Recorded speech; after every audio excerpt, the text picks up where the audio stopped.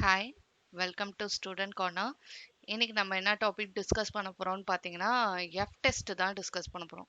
So hypothesis டெஸ்டிங்ல வந்துட்டு F டெஸ்ட்னு ஒன்று இருக்கு. ஸோ அந்த எஃப் டெஸ்ட் என்னன்னு பார்க்கும்போது it is going to actually study about the variance of two samples or two populations அதை ஸ்டடி பண்ணுறது தான் வந்துட்டு எஃப் டெஸ்ட்ன்றது. So it was actually developed by R A Fisher and it is also called as variance ratio. So இதில் ஆக்சுவலாக வந்துட்டு two samples ஓட details அந்த மாதிரி கொடுத்துருவாங்க. அதோட வேரியன்ஸை நம்ம கம்பேர் பண்ண போகிறோம். ஸோ பேசிக்கலி அதோட ஃபார்முலா என்னன்னு பார்த்தீங்கன்னா F is equal to S1 square divided by S2 square if samples are given. இது வந்துட்டு sample variance ன்னு சொல்லுவோம். இது வந்துட்டு population variance ன்னு சொல்லுவோம். sigma 1 square divided by sigma 2 square. either வந்து we'll be using this formula or this formula. usually பாத்தீங்கன்னா வந்துட்டு sample தான் கொடுத்திருப்பாங்க. so sample variance நம்ம calculate பண்ற மாதிரி இருக்கும். so variance between two samples calculate பண்ற மாதிரி இருக்கும். so we'll be using S1 square divided by S2 square. so what is meant by S1 square அப்படின்னு பார்க்கும்போது இதுதான் அதோட formula. summation x1 minus x1 bar the whole square divided by n1 minus 1. n அப்படின்றது வந்துட்டு number of values, number of அந்த observations கொஸ்டின்ல கொடுத்துருப்பாங்க. அதை கவுண்ட் பண்ணிட்டு கண்டுபிடிப்போம். அண்ட் x1 வந்து கொஸ்டின்லேயே கொடுத்துருப்பாங்க. ஸோ x1ம் x2ம் டூ சாம்பிள்ஸாக நம்மளுக்கு கொஸ்டின்ல கொடுத்துருப்பாங்க. அந்த x1க்கு நம்ம என்ன பண்ணுவோம்னா வந்துட்டு அடுத்தது வந்துட்டு பார் x1 கண்டுபிடிப்போம். அதுக்கப்புறம் x1 மைனஸ் பார் x1 கண்டுபிடிப்போம். அப்புறம் x1 minus bar x1 the whole square கண்டுபிடிப்போம். அதோட டோட்டல் தான் இந்த சம்மேஷன் அண்ட் n1 மைனஸ் 1. அதே மாதிரி S2 ஸ்கொயர், அதாவது உங்களுக்கு ஆல்ரெடி தெரிஞ்சிருக்கும் வேரியன்ஸ்னா என்ன, ஸ்டாண்டர்ட் டிவியேஷன்னா என்னன்னு. ஸோ ஸ்டாண்டர்ட் டிவியேஷன்றது சிக்மா இல்லை S1 S2 அதை வந்து ஸ்கொயர் பண்ணால் அதுதான் வந்துட்டு வேரியன்ஸ்ன்னு நம்ம சொல்கிறோம்.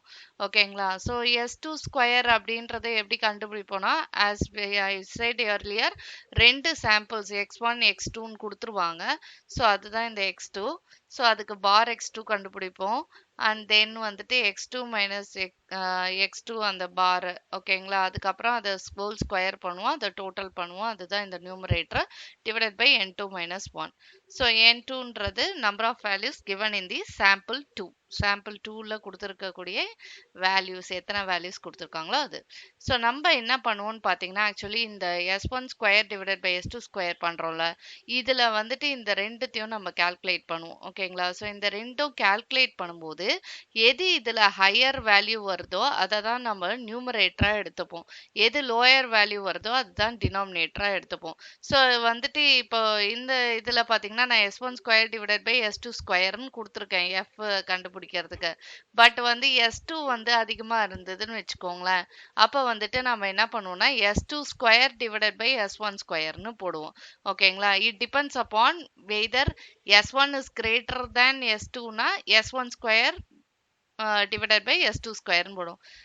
S2 ஸ்கொயர் அதிகமாக இருந்தது, S1 ஸ்கொயர் கம்மியாக இருந்ததுன்னா அப்போ S2 square divided by S1 ஸ்கொயர்னு போடுவோம். ஸோ அதுதான் வந்துட்டு எஃப் வேல்யூ. ஓகேங்களா. இதுக்கப்புறம் வந்துட்டு நம்ம யூஸ்வலாக இதுதான் டெஸ்ட் ஸ்டாட்டிஸ்டிக்னு சொல்லுவோம். F value, calculated value, next table value கண்டுபிடிக்கணும்.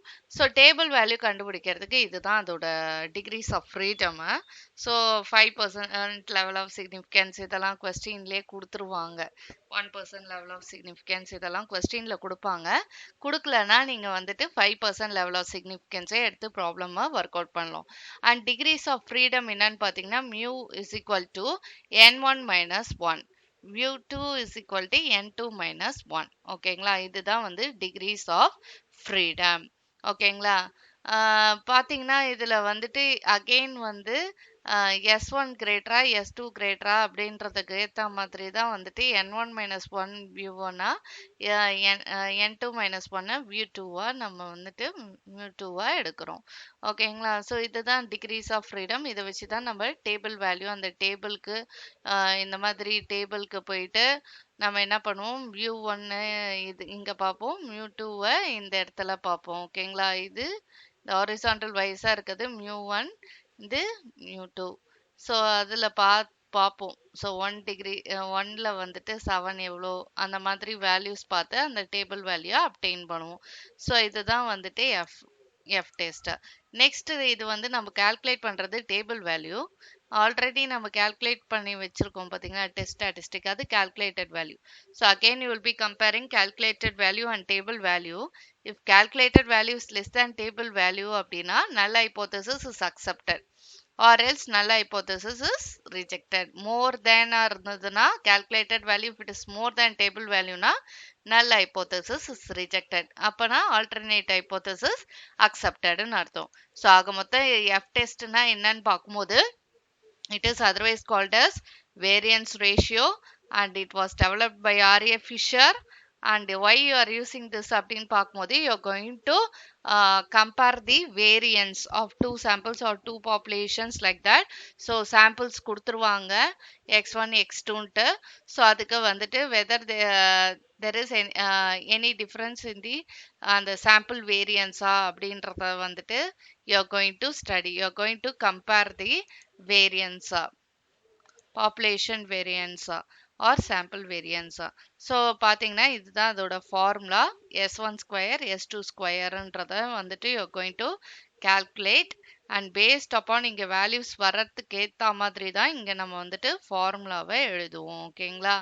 ஸோ நெக்ஸ்ட் பார்த்தீங்கன்னா டேபிள் வேல்யூ அப்டெயின் பண்ண இந்த டிகிரிஸ் ஆஃப் ஃப்ரீடம் இதுதான்.